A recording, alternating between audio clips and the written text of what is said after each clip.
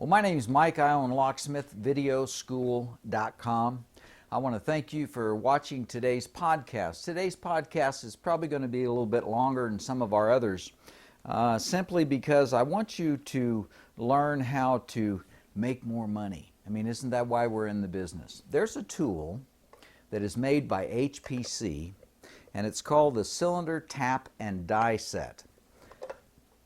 Here's what usually happens. A locksmith walks up to a door and he sees teeth mark on the outside of the cylinder. Right then, if he's been in business long enough, he knows that that cylinder has probably been stripped, and then the other locksmith that came in behind it actually wrenched the cylinder and cross-threaded the lock itself. Well, when you're looking at the invoice and your profit margin in this business, if you are one of these kind of guys that go, well, just pitch it, put a new one on there, write them a $500-600 ticket, and go on down the road. Here's what you've done. Number one, you've lost money.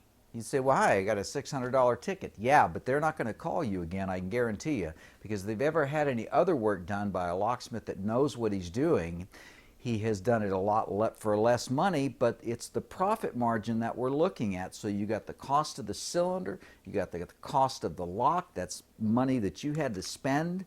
When you look at the bottom line, if you would have had this tool on your truck, you could have repaired the lock itself, retapped it, re-dyed it, the cylinder, and put it back together and wrote them a $250 ticket, and that would have been all profit, absolutely all profit. Now the cost of this tool, and in a second here, what we're going to do is we're going to actually get down on one of these cylinders and we're going to do a no-no. I'm going to have to move the camera to do it, but I'm going to strip it and I'm actually going to repair the cylinder and teach you how to do that. But your tap and die set, I have seen these on the internet for as high as $350, some ridiculous amount of money like that. I've seen them for $260. If you go to lockpicks.com, right there on your screen, lockpicks.com, and you can ask for Damon or Barrett or anybody that answers the phone, tell them you want a HPC cylinder tap and die set. You know how much? I think it was like $176 or $179, something like that. Well worth every penny. You will make that just about on one job to pay for the tool. So it's a good tool. It's well worth the money. So HPC manufactures lockpicks, a whole host of other products, but they do have a sample video of this tool, and I'd like us to watch that here for just a second, and then I'll be right back and we'll actually destroy a lock. That's the most fun part, right? And I'll see you as soon as we watch this video from HPC.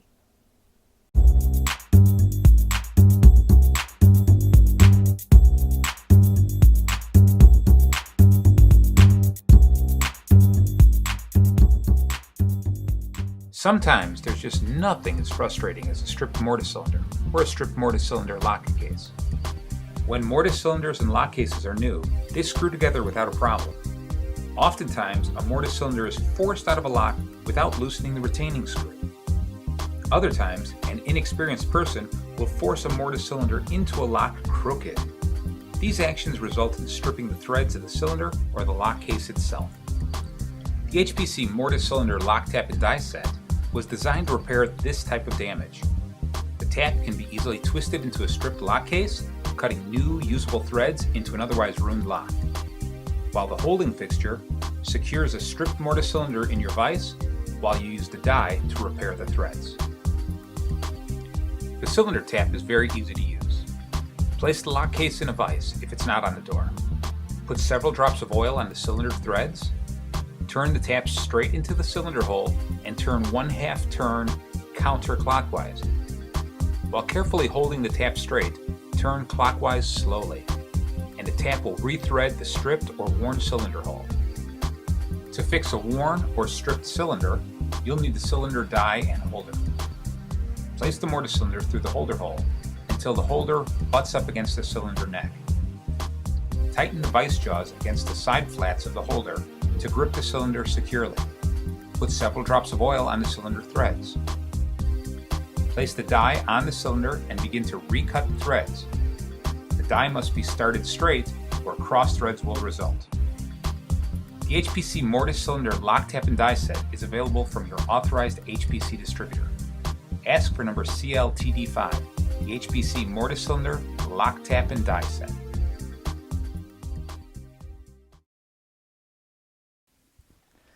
Well, welcome back. I hope that you enjoyed that short clip there. They didn't go into a lot of detail, but that's what we're getting ready to do when I move these cameras around in tapping and dyeing. But has anybody's mind ever wandered while you were watching something? I was thinking about something while I was watching that, and that is what costs the guy money and what makes the guy money. I hope that through these podcasts that you learn a little bit more than just what the particular subject is about, which is going to be about that tap and die set. But what costs you money? And usually guys will learn this after years in the business.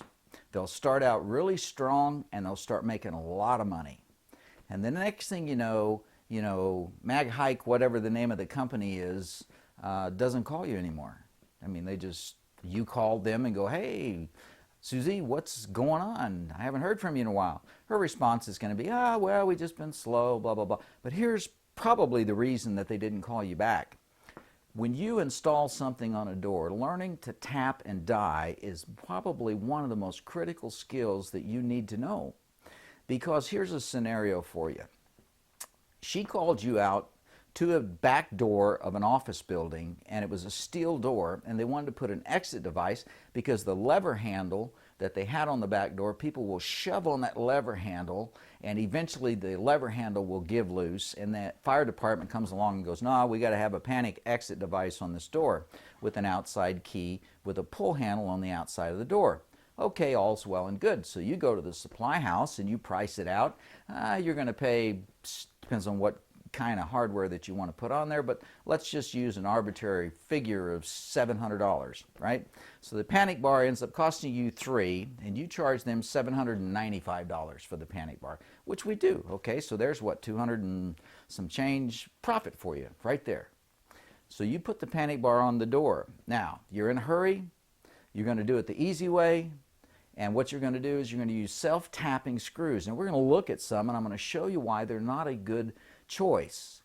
But you use self-tapping screws, so you put the self-tapping screws in there, and 3 weeks later, that same door that gets all that traffic, that panic bar starts getting loose on the door. Well, she calls you back. And the maintenance guy happens to be there because he's the one that took you down there and showed you the door. Well, he's standing around watching you do it.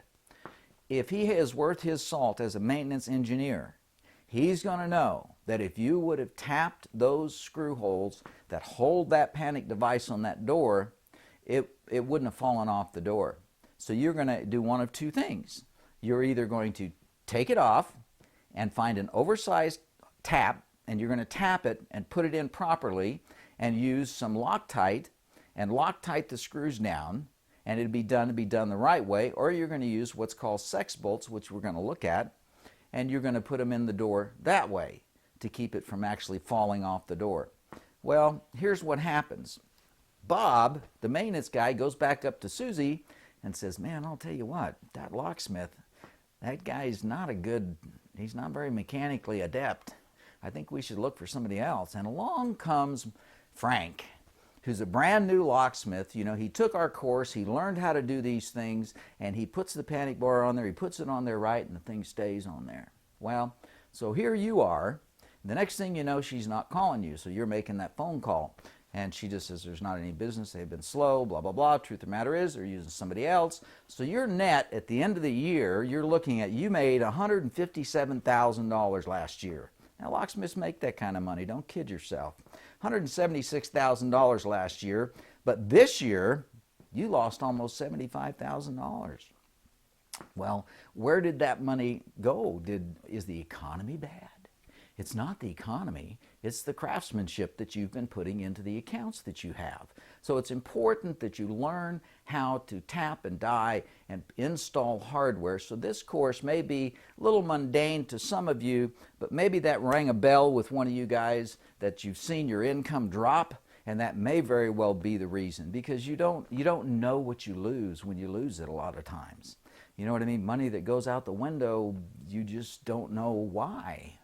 But that could very well be the problem. So I thought I would just drop that tidbit in there. Like I said before, these podcasts, I hope that you pick up more than just what we're actually going to be working on as a tip for you to help you get into the business. That's why I have a whole section on marketing in the business. That's very, very important, and we talk about some of this in that section. But anyways, we're going to move all these cameras around, and we'll get right down to the topic of the HPC cylinder tap and die set. And we're going to talk about self-tappers and sex bolts and all this other kind of good stuff, right? Sex always sells, right? Okay, so we'll see you in just a few minutes.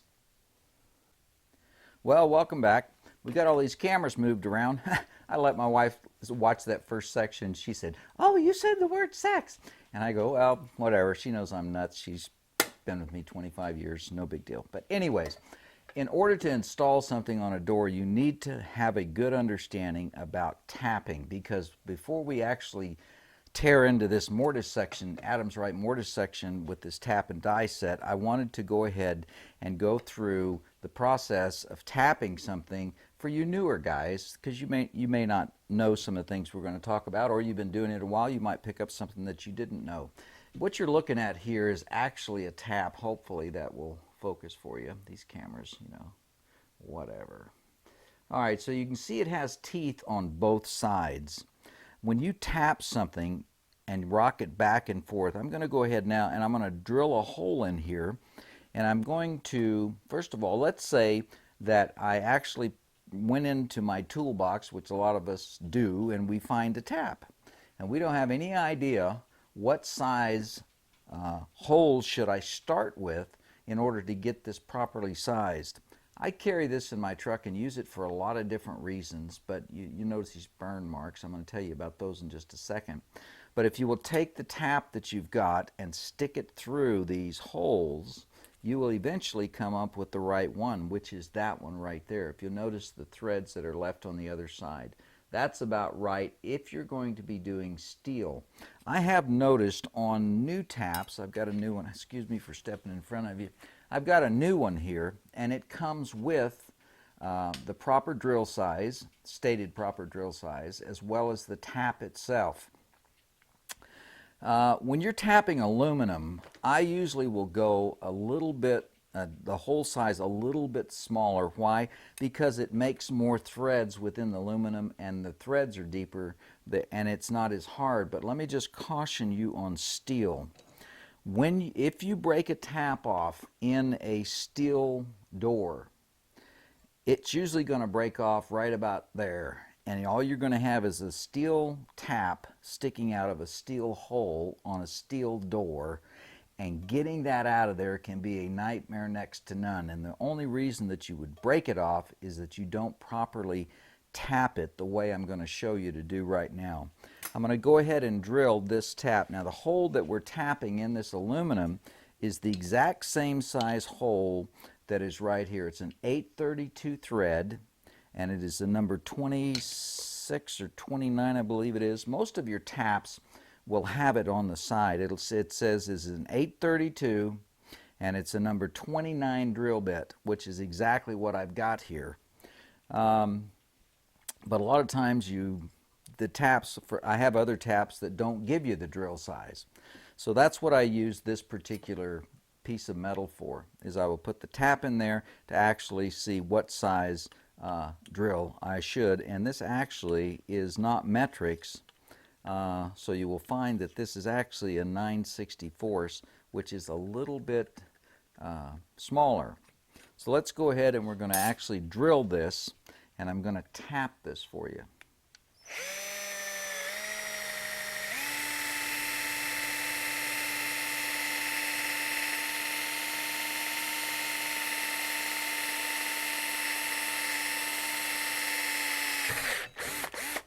Now I chose aluminum because it's just a lot easier to do on video. Steel can be quite challenging, but the principle, if you'll really look at a tap, it's actually almost like two chisels that when it cuts like this on both sides. You see a little channel in here that actually picks up the extra metal, but when you stick that through there, see, I can feel it on the other side. It's probably less than, I would say, a 64th, 32nd of an inch sticking out on the other side. But the way I do it, the tap needs to be completely straight. Usually, let me back up here. Sometimes if I'm doing aluminum, this is why I didn't think to mention this, you take a little bit of 3-in-1 oil and you just get it on your tap. A lot of times if I'm doing steel, a steel door, I will actually use like bearing grease and actually coat the tap in bearing grease. Some guys don't like to do that because they say it messes up their little hands, but you know how it is. But anyways, let's go ahead and I'm going to start this, and I want you to watch how I do this. You start the tap straight and you turn it until you start to feel some resistance in your tap. Now remember, there's little channels in this tap, so I can turn it, and now I'm going to go back and forth like this. Why? Because it's actually cutting on both sides and it's filling up that groove with metal. Now when you're doing metal, you actually want to pull the tap out. Now I can feel quite a bit of pressure on it right now. If this was steel, be careful. Do not break a tap off in a steel door. If you do, it is a nightmare to get it out. We're going to rock it back and forth, screw it in back and forth. All of this, you need to know how to do this if you're even going to be able to use this tool properly. So I'm back and forth, take one more turn, back and forth. It's turning pretty tight right now. I don't want to go all the way because I don't want to break the tap off. I know I won't break it off in this aluminum, but if this was steel, I would be very, very careful. So what we're going to do is we're going to back it out and just make sure that the threads are good and cut, and back it out and unscrew it. Now if you look at this tap, you're going to be able to see the aluminum shavings where they get caught in the channel, these little cutting channels. You see that? I guess you can see that probably. It's pretty hard. These autofocus cameras can be kind of a nightmare, but you kind of get the idea. All right, so let's take a set screw from an Adams right lock, which we're going to be looking at here in a second, and we're going to screw it into this hole that we just freshly tapped. And it screws. I can feel a little that it's tight, which is what you want, and there you go.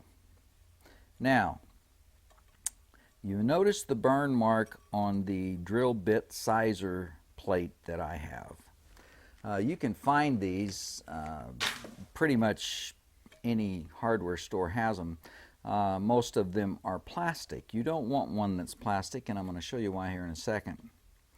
We talked about, or we're going to talk about, or earlier we talked about tapping and using what is called a sex bolt like this right here. This would be done on like a panic device. Instead of tapping into the steel door, you would actually come through from the other side, and you would, that's another thing I use this for, is to stick this in here and find out, okay, what size would I need, would be right there. Because you see those teeth on the other side that keeps that from actually turning.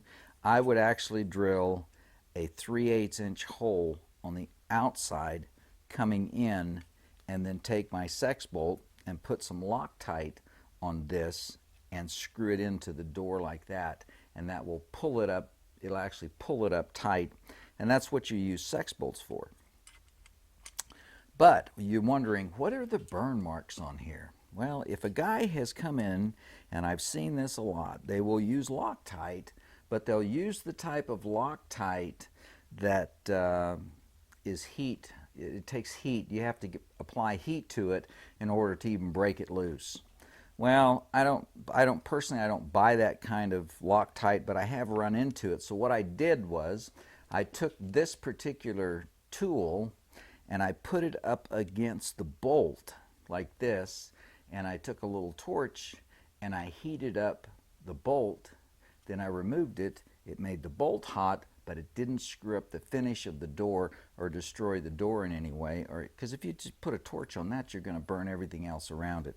So that's a pretty good idea, right? So you older locksmiths that are watching us, that's a little tip for you. But that's what I use that for. So now let's go ahead and we're going to start talking about fasteners. Okay, fasteners. Let's talk about several different types of fasteners. Everybody and their brother has seen this type of a fastener. I do not like them. You'd say, well, we're locksmiths. We're dealing with metal. Well, why would I need to fasten something to a sheetrock or to a wall? Well, several reasons. You could have a buzzer switch for a mag lock that's attached to the front door of a business, and you've got to connect that buzzer switch to the wall. You can either use, you can hopefully use a stud finder and find a stud, or you'll use one of these types of fasteners. This particular kind of fastener, I don't really like them because when you drive them in, when you start to tighten them up, sometimes they'll spin on you anyways, so that's probably not a good choice. The other one is this right here, which we don't like, right? I hate these things, but they do work. You drive it into the sheetrock, you drill a hole into the sheetrock, put this in there, and then as you tighten this down, this spreads out and holds this to the wall, and you would use that for the buzzer switch. The other thing that you would use these type of fasteners for would be, let's say that the customer asks you to install a key cabinet, and it's got to go on a wall in a closet somewhere. There you go. Now, the other type of fastener is the sex bolt, which we have already talked about. And then you have, of course, the best way to attach something to a door is to actually tap the door. If it is a steel door, tap it and put your screws in that way.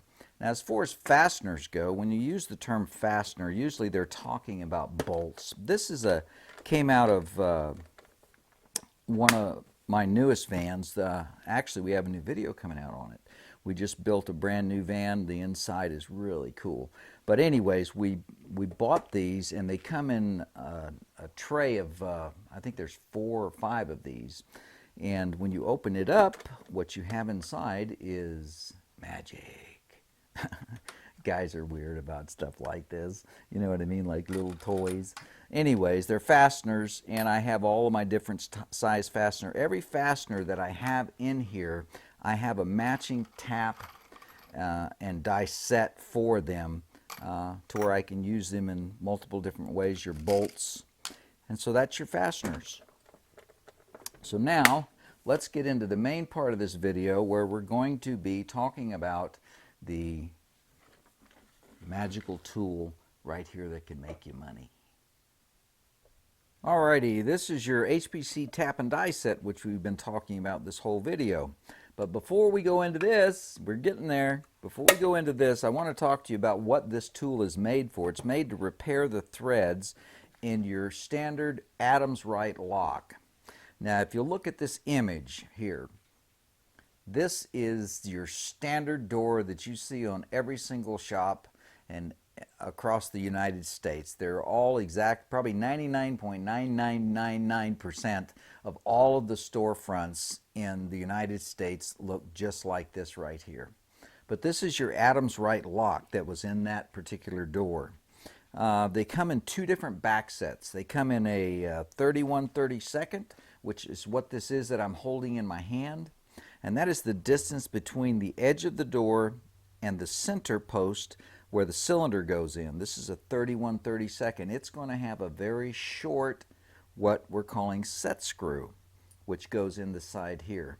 The other one is the 1 1/8, which is the one that I have attached to the vise here. And yes, I'm going to take one for the team. I'm going to actually break the set screw on this brand new lock so you can see what this tool repairs and the reason that you would need to repair it.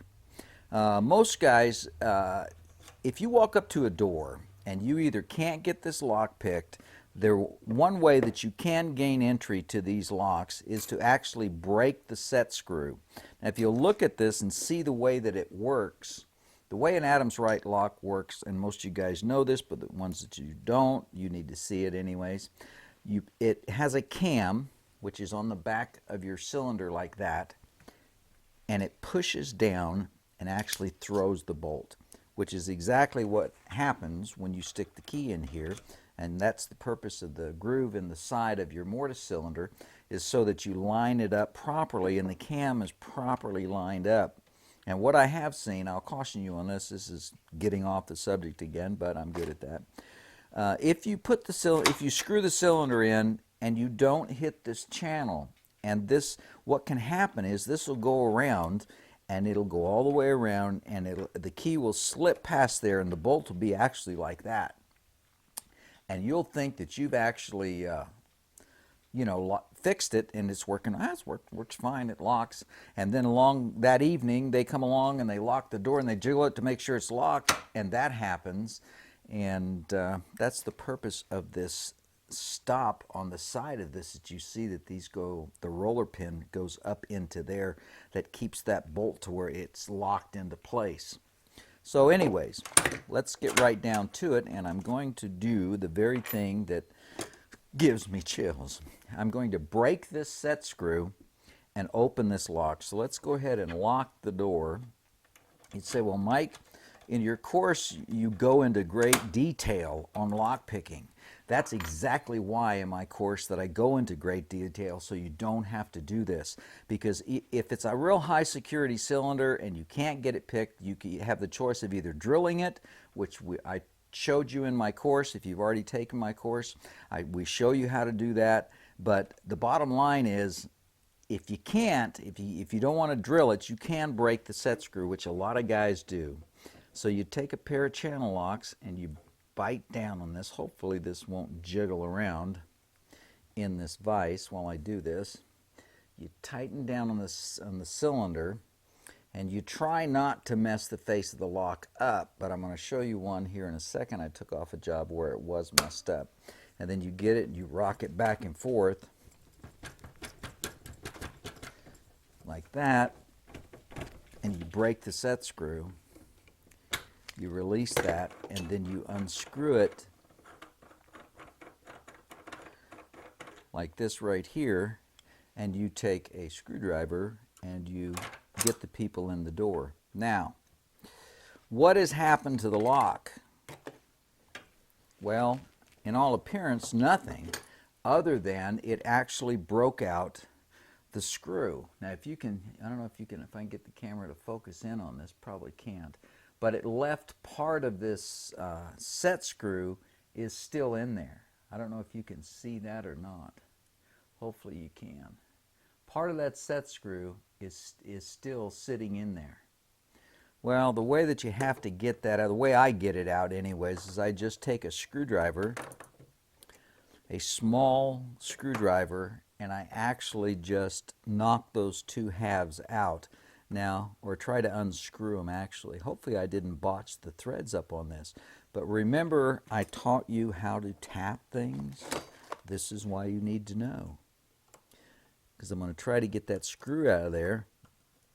And usually it didn't botch the threads up. But what I usually do anyways is I will take my tap and I will just very carefully re-tap this. Now keep in mind, this is not aluminum, it is metal. Whoops. Oh man, the real world of locksmithing. It is actually real metal. So I go ahead and of course this would be on the door. I would re-tap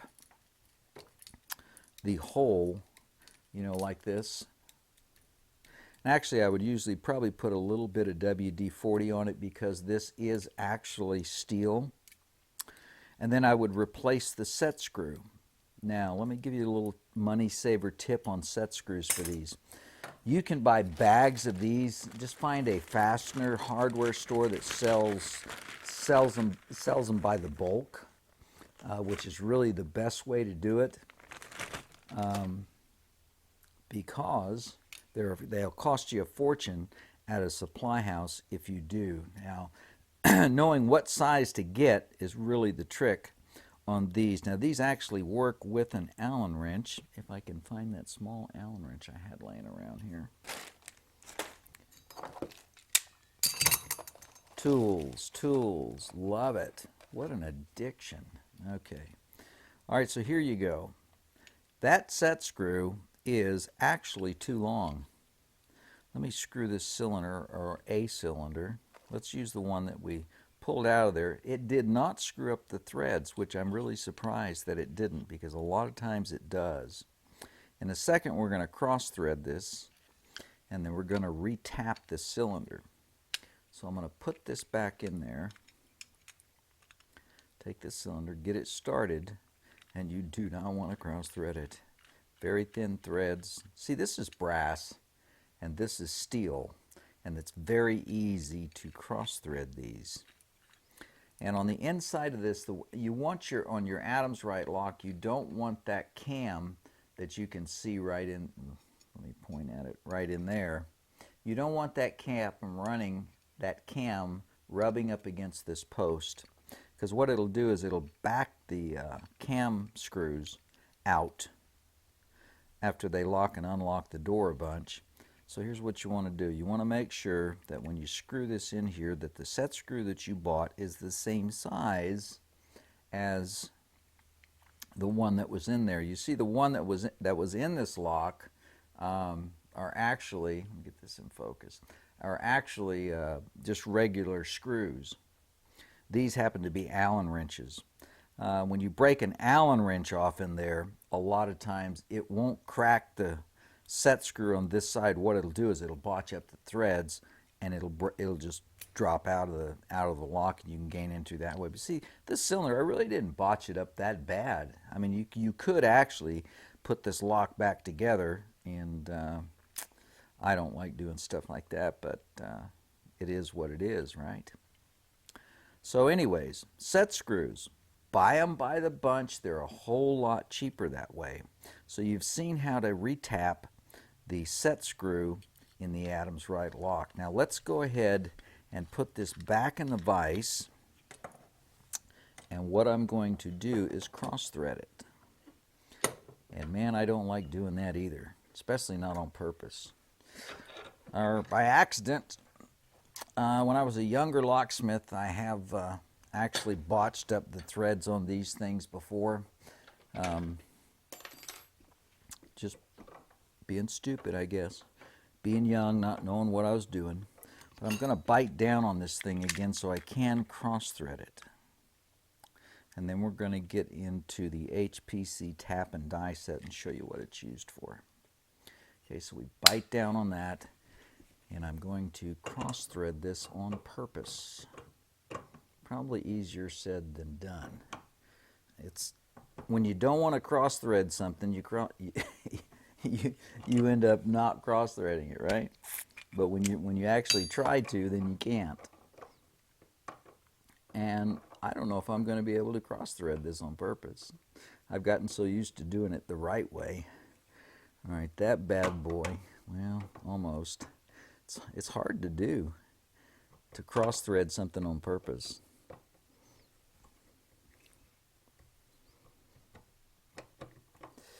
Actually,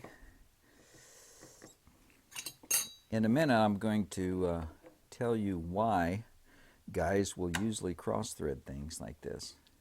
On these Adams Wright locks, there's two screws on this lock. When you actually start to take the cylinder out, you want to hang on a second. Come on, Mikey. Break that bad boy. I would say that that's a cross-threaded cylinder, buddy. You have now cross-threaded it. It's in there, but it is not in there straight. You can, I don't know if you can see this on camera, but these threads are definitely botched up, and so are the threads inside here. So what I was going to tell you is what usually causes this is you've got a hole actually in the door, and then you've got the lock itself. Well, what I always do on these Adams Wright locks, now I will tell you this, there are two screws that hold this lock into the door like this, or like this. That's this screw up on the top of this right here, and then there's one in the bottom that this screws into the aluminum frame of that door, of that image that you just saw earlier in the video. When you loosen this screw, some of these I've seen, especially on older doors, there's a spring in here which causes this to have some tension to it, which causes it to, hold itself in place a little bit better. If you screw this all the way out, especially the bottom one, if you screw it all the way out and this comes unscrewed from the other side of the door, what's going to happen is that spring's probably going to come off when you pull this screw out. And that spring is going to drop down inside the door. Now you got other problems. So you want to just barely loosen these screws to where this lock is sloppy in the door. Why is that? Well, so when you go to screw this into the door, what happens is, with most of the time that I've seen it where they're really stripped like I stripped this one, is because this was off center a little bit and the guy kind of put it in there sideways like that and forced it in, and that's what cross-threaded it. So you want to make sure that the lock is loose in the door, and it'll make the cylinder unscrew real easy. You don't need to take your set screw all the way out, but you need to take it out enough that it has cleared the indent in the side of this cylinder. And then when you start to unscrew it, you can have play in there, and I usually even have the bolt out to where I can move the lock this way or in and out this way to make sure when I get my cylinder in there that I'm not going to strip it. Okay, so now the lock is absolutely stripped. We have a cylinder that's stripped, and we have the lock case that's stripped. You've already seen me repair this right here. These usually don't mess up the threads too much, but it does mess up the threads, period. So now what we're going to do is we're going to take this tap and die set, and we're going to use this big massive die first to repair. Be careful when you do this that you don't take your index finger and go like that and try to clean out that steel, because I have sat there with a magnifying glass and pulled little bitty pieces of metal out of my finger because I went, and I play guitar, and that's can be a real painful event. But what you want to do is take some bearing grease. It's really up to you if you want to use 3-in-1 oil. I don't particularly like that. I think bearing grease is better. You put a little bit on the inside of the lock that you're going to fix, and then you take some of this and you put it onto the tap itself. I just put it on both sides and kind of drag my finger across, because remember, these are like little saw blades on each side of these grooves that are in the tool itself. Put your bearing grease on there, and then you try not to wipe it on your pants. I might have to if I can't find a rag. Hang on a second. All right, there. Get the bearing grease off you. Now you want to make sure that it is completely flush when you do this. And the best way to do that, if the lock is an Adams Wright lock that has locking rods at the top and bottom, don't take it out of the door. If it isn't, then I usually take it out and I do this in my van. It takes you a few minutes longer, man, but if you do a good job for these people, your work will reflect it, your personality will, and you'll become a very good locksmith, and you'll have good accounts that'll use you for forever, as long as you take care of them. But looking at it from the inside of here, I can actually see if I'm straight or not, if I'm flush. So I start and rock it backwards first, to where I'm trying to find the place that this thing will seat in there and seat that cylinder. And then once you get it started, I can feel it. See, that HPC video is a good video. It showed you what the tool will do, but it didn't actually go into, I don't think, the depth that you guys really need to see. But excellent tool. And you can, like I say, you can pick these up at lockpicks.com. An excellent supplier for you to know.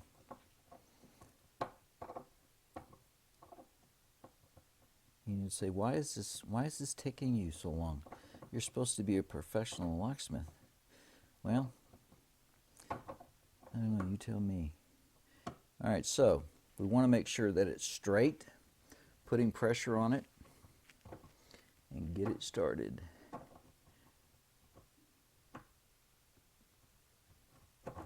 What I don't want to do is cross thread the cross thread, if that makes any sense to you.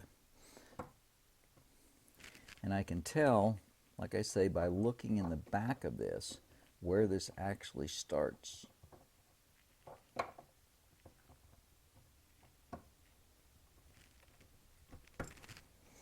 And there it is. And I can feel it's really hard to turn. We just want to rock it back and forth, turn it a little bit, rock it back and forth. You're actually cutting threads now, right? Back and forth, back and forth, a little bit more. I'm sure you're never going to break this tap, but that's what you want to do. You want to rock it back and forth, and there you go. And that bad boy is retapped. And just take it and work it back and forth and back and forth. Like that right there. And then take you a nice dirty rag and clean this bearing grease off of here. Off your tool. Always keep your tools clean. Should I even need to say that? Okay. All right, so there you go. Now, remember what I said about your index finger. There's shavings inside here that you don't want to do this with a bare finger, or you're going to be hurting. Okay, now, the cylinder, I need to do exactly the same thing with the other tool that comes in this kit. And the way you do that, it comes with these two particular parts. One is the die itself that will actually retap this screw, or this cylinder. And we need to hold this in place. So we take our cylinder and put it in here like this, and then we take this and we clamp down on the slotted part of this, and it holds your cylinder in place. And let me, I'm going to do this way, which is going to be probably harder for me to do, but easier for you to see. All right, so as we tighten this down, now you don't want to tighten that thing down with it down where it'll interfere with the threads. You want it all the way flush. And just go ahead and just, you can feel that it's not going to move, but just get down on that baby. Tighten that sucker up. Because you don't want this to move this way. You don't want it to move at all. So just tighten it up. And that, see, I can even move it forward with my hands. Another thing you might want to do, now that I'm thinking about it, is to use some plates, like, I'm not going to do it now, but put pieces like this in each side to where you've got a flat surface instead of the indentations here. I do have plates, but they're out in the van that I actually made, that I put in my vise to hold that straight. So the cylinder is actually in there.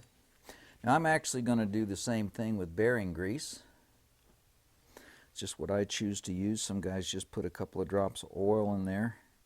I don't. I would rather use bearing grease because I just think it's better. But this is brass. It's a pretty soft material, and you would do it exactly the same way. You want to get this running it backwards first, because when you run it backwards, you can sometimes feel the beginning of the thread, if I'm making any sense at all. Okay, so we're going to do the same thing and get this started. Rather tough to get it started, I will tell you that for certain. And there you go. Actually, this cylinder, to be honest with you, wasn't that stripped. That bearing grease, man, that just really makes that puppy the way it should be. But when you get these in there, take it and kind of turn it side to side as you're twisting it, to where it really cuts those threads in there good. Okay, so we're going to unscrew this. Take our dirty rag, clean our tool up, put it back, clean the bearing grease off the back of the cylinder.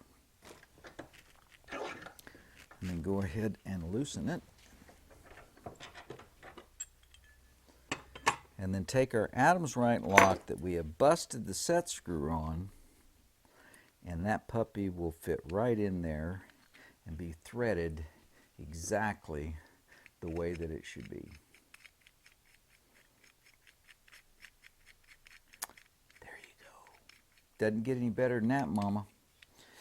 Now, this is a cylinder that I actually took out of off a door. You can see that the locksmith that had to wrench this cylinder did a pretty gnarly job. Actually, I wouldn't leave it like that. This cylinder, it doesn't look that bad. Actually, that dent right there is when I actually dropped it before I turned the camera on. I dropped this cylinder on the floor. It was a brand new cylinder. But it left these little teeth marks in the side of it when I broke this set screw. But I would encourage you to buy this tool. Like I say, you can get them. The best price I've ever seen is at lockpicks.com. It's on your screen. They sell the tool. They've got the best price on it. And we'll see you on the next podcast.